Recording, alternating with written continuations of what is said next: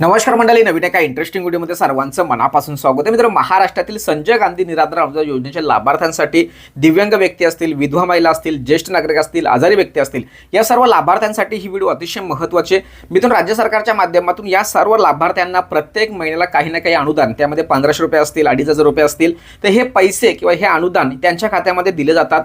परंतु मित्रांनो, अशी महत्त्वाची काही कारणं आहेत, त्या कारणामुळे हे पैसे तुमच्या खात्यामध्ये येणं बंद झालेलं आहे किंवा कदाचित भविष्यामध्ये ह्या 17 जे आपण कारणं काढलेली आहेत त्या 17 कारणांमुळे तुमचे भविष्यामध्ये पैसे येणं बंद सुद्धा होऊ शकतील. अनेक लाभार्थ्यांच्या माध्यमातून प्रश्न असतो की सर, आम्हाला पैसे येत नाहीत किंवा का येत नाहीत, कधी येणार. बघा, मी तिन्ही मुद्दे सांगतोय. आम्हाला पैसेच येत नाही, पैसे कधी येतील, त्याचबरोबर पैसे आमचे बंद झालेले आहेत.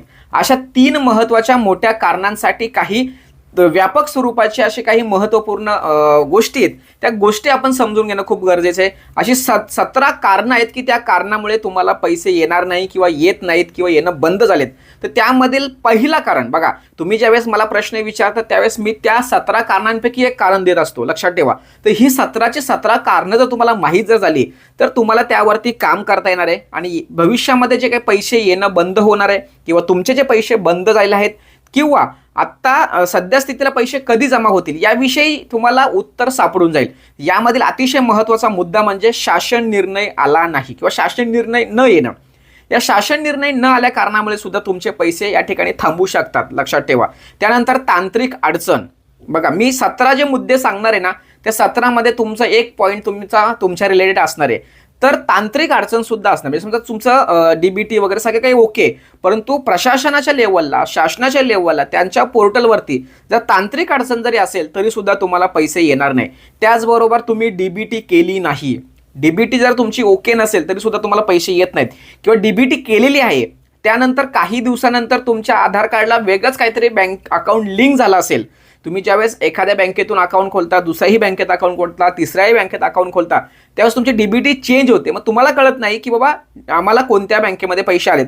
मग तुम्हाला असं वाटतं की पैसेच नाही आले. त्यानंतर KYC सुद्धा तुम्ही करत नाही. तर तुमचे तहसील कार्यालयामध्ये तुमच्या प्रत्येक वर्षाला KYC करावी लागते. तुमचे काही कागदपत्र त्या ठिकाणी जमा करावले जातात. ते कागदपत्र तुम्ही न घेऊन गेल्यामुळे सुद्धा तुमचे पैसे थांबवले जातात. किंवा दिव्यांगांचा डेटा अपलोड करण्याचं काम सुरू आहे. आता तुम्ही 3-4 महिन्यापासून नेहमी मंत्रालयाच्या माध्यमातून किंवा अनेक आमच्या व्हिडिओच्या माध्यमातून तुम्ही ऐकलं असेल की तुम्हाला पैसे येत नाही किंवा लेट येतील. यासाठी दिव्यांगांचं जी माहिती आहे हे पोर्टलवरती अपडेट करण्याचं काम सुरू आहे, म्हणून तुम्हाला पैसे येत नाहीत. किंवा तुमचे अपडेट झालं नसेल म्हणून सुद्धा तुम्हाला पैसे थांबले असतील. त्यानंतर आत्ता जी आचारसंहिता असेल किंवा मतदानाचा कालावधी असेल, या कारणामुळे सुद्धा तुमचे मागे पुढे पैसे होतात. कधी लेट येतात तर कधी आचारसंहितेमुळे पैसे येऊही शकत नाहीत, हे लक्षात ठेवा.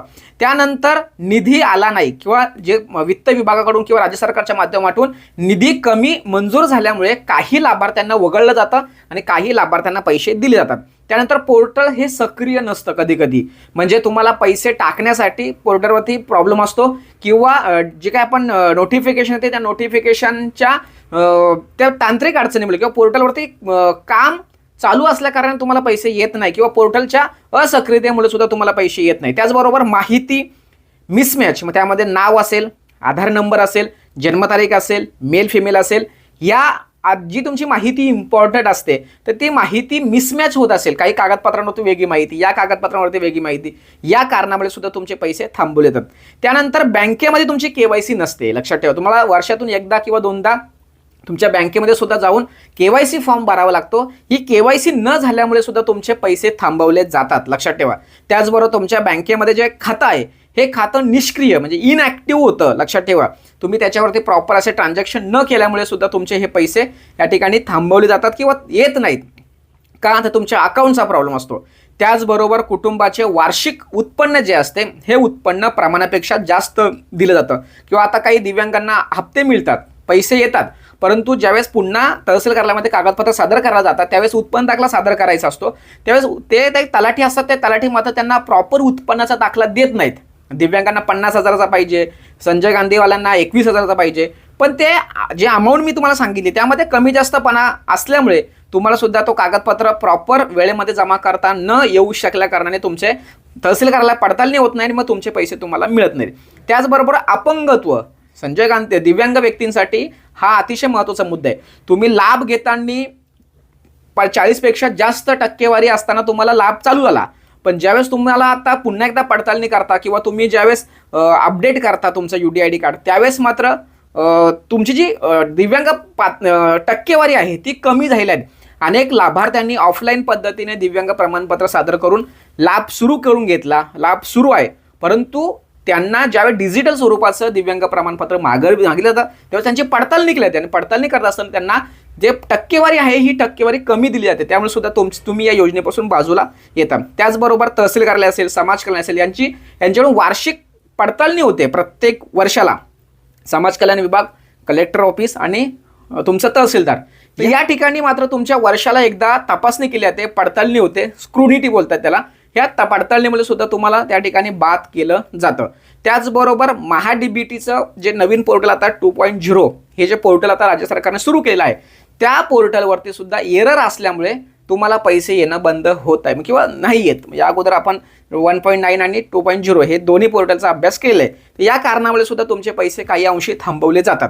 त्याचबरोबर स्थलांतर ज्या महिला असतात किंवा तुम्ही एका तालुक्यातून दुसऱ्या तालुक्यामध्ये जाता, तर त्यावेळेस सुद्धा तुमची जे काही स्थलांतर होता त्यावेळेस सुद्धा तुमचे हे पैसे थांबवले, तर तुमची माहिती अपडेट न झाल्यामुळे तुम्हाला सुद्धा हे पैसे येणं बंद होतात. स्थलांतर हा अतिशय महत्त्वाचा मुद्दा आहे.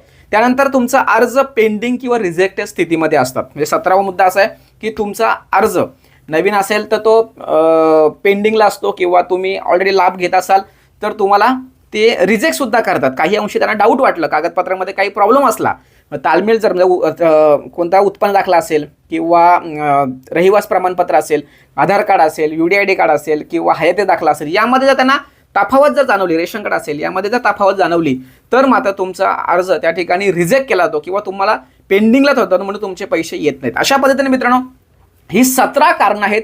या 17 कारणांमुळे तुमचे पैसे येणं बंद झालेले आहेत किंवा भविष्यामध्ये बंद सुद्धा होऊ शकतात. तर ही कारणं समजून घेणं खूप गरजेचं आहे. तुम्हाला आयुष्यभर या योजनेचा लाभ घ्यायचा असेल तर ही 17 कारणं खूप महत्त्वाची आहेत. ते तुम्ही डोक्यात जर ठेवले तर मात्र तुम्हाला पुढील हप्ता येण्यास काहीही अडचण होणार नाही. लक्षात ठेवा. तर या 17 कारणांपैकी आणखी जर एखादा मुद्दा किंवा कारण जर राहिला असेल तर नक्की कमेंट्स करा. जाता जाता सर्वांना माहीत आहे की आज प्रजासत्ताक दिन आहे, 77वा प्रजासत्ताक दिन आहे. तर या प्रजासत्ताक निमित्त तुम्हाला सर्वांना खूप खूप शुभेच्छा.